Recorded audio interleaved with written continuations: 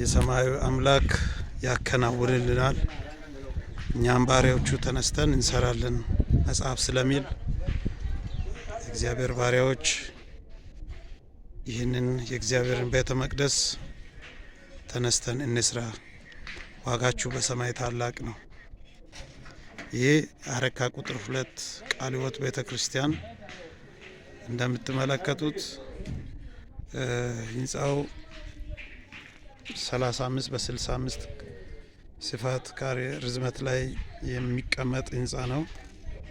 እንግዲህ የመጀመሪያውን አሮጌ ህንጻ በእንጨት የተሰራ ነው። ያም አርጅቷል።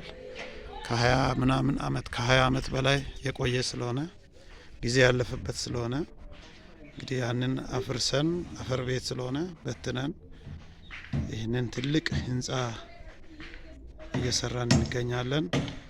እግዚአብሔር እድሜና ጤና ከሰጣችሁ፣ ገንዘብ የሰጣችሁ ኢትዮጵያ ውስጥና ከኢትዮጵያ ውጭ ያላችሁ ከዚህ በታች ባለው አካውንት ትብብር እንድታደርጉ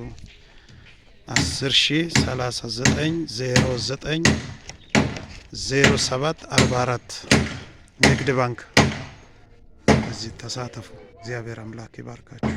ተባረኩ።